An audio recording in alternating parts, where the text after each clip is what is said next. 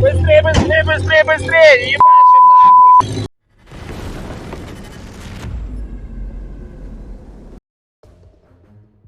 Ukrainian Su-27 and MiG-29 fighter jets strike Russian fortifications, ammo depots, and personnel using GBU-62 bombs. Ukrainian aviation is becoming increasingly active, striking Russian ground targets with greater frequency and effectiveness. As Russian air defenses weaken along the front, Ukrainian fighter jets and attack aircraft are operating with more freedom, launching precision strikes on enemy positions, supply depots, and armored columns. The use of long-range Western munitions, such as JDAM-ER bombs and Storm Shadow missiles, has allowed Ukraine to hit high-value targets deep behind enemy lines. Additionally, Ukraine's improved suppression of Russian air defenses has reduced risks to pilots, enabling more aggressive sorties. This growing aerial dominance is shifting the battlefield dynamics, putting Russian ground forces under constant pressure. Russians took a direct hit from a Ukrainian drone on their Bukhanka near Avdiivka, Donetsk region. "The back is blown off," one of them yells, describing the destruction of their Z-mobile.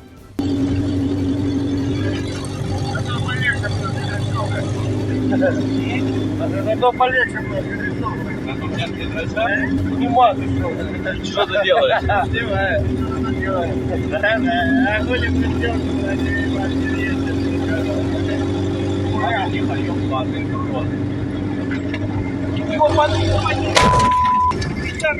Быстрее, быстрее, быстрее, быстрее! Ебашим нахуй! Ебалось оно в рот нахуй! Ебать, разорвало зад нахуй!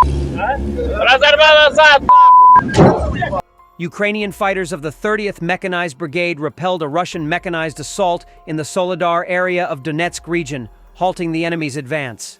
The fighting in the Soledar area of Donetsk region has been fierce and ongoing, with both Russian and Ukrainian forces vying for control of this strategically important location.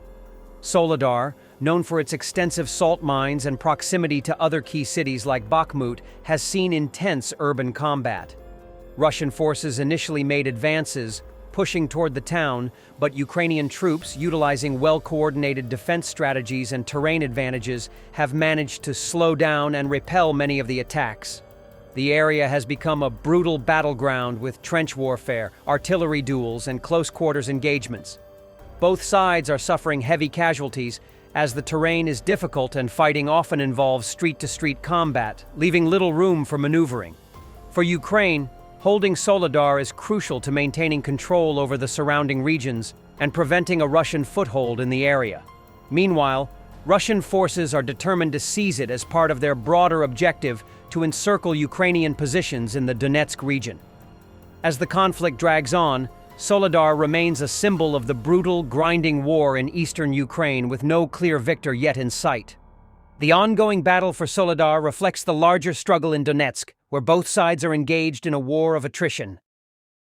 In an attempt to protect their equipment from Ukrainian drone attacks, Russians are upgrading their anti-drone grill technology, as the thin netting proved ineffective. So they decided to shield the turret with steel cables. Этот танк называется Бобби Марли. Мистер Боб.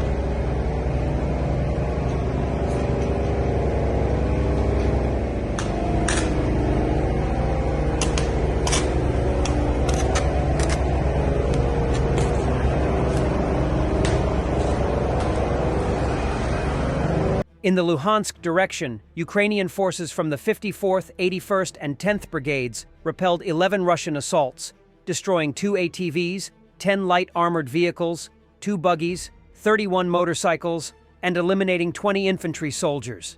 In total, Russia lost 109 personnel during these attacks. The fighting in Luhansk has been intense and brutal, with Russian forces suffering significant losses as they struggle to advance in the region. Ukrainian defenders have managed to hold key positions, using well-fortified defensive lines, superior artillery, and coordinated counterattacks to inflict heavy casualties on the Russian military. Russian forces, despite their numerical superiority, have faced persistent resistance and logistical challenges, particularly in the dense terrain and urban areas. Ukrainian forces have also made effective use of advanced drone technology and precision-guided munitions, targeting Russian supply lines, command centers, and armored vehicles, further crippling the enemy's ability to sustain operations. The ongoing attrition is taking a toll on Russian morale, with reports of low troop morale and logistical breakdowns. In several instances, Russian units have been forced to retreat after failed offensives, leaving behind significant amounts of equipment. The losses are compounded by a lack of proper reinforcements and coordination between different branches of the Russian military. Ukrainian intelligence and reconnaissance have also played a key role in identifying and targeting vulnerable Russian positions, leading to a number of successful ambushes. As a result, Russian forces have been unable to achieve their objectives in Luhansk, despite months of trying to capture the region. The failure to breach Ukrainian defenses and the mounting losses are forcing Russia to reconsider its strategies, especially as the region becomes increasingly fortified by Ukrainian forces.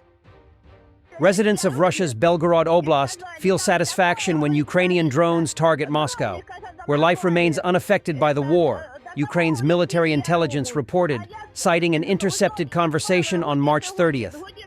In an intercepted recording released by Ukraine's military intelligence, a woman complains about losing sleep due to drone attacks and expresses approval of strikes on Moscow, saying they might prompt action. She adds that while people in her oblast suffer, Moscow continues dancing and singing. The woman also laments an attack on Krasnaya Yaruga in Belgorod and warns of worsening conditions if no action is taken. On March 11th, Russia faced a record drone assault, including strikes on Moscow and its suburbs, which Mayor Sergei Sobyanin called the largest attack yet. Russia's defense ministry claimed to have intercepted or shot down 337 drones, including 91 over Moscow Oblast. Ukraine plans to request changes to a new draft agreement with the United States on mineral resources, particularly asking for more American investments, according to a source familiar with the discussions. A draft of the agreement, reviewed by Bloomberg News, would give the United States control over all major infrastructure and mineral investments in Ukraine, with no set expiration date. Kyiv is concerned that the deal could undermine its efforts to join the European Union and might require it to repay all U.S. military and economic aid provided since the start of the war.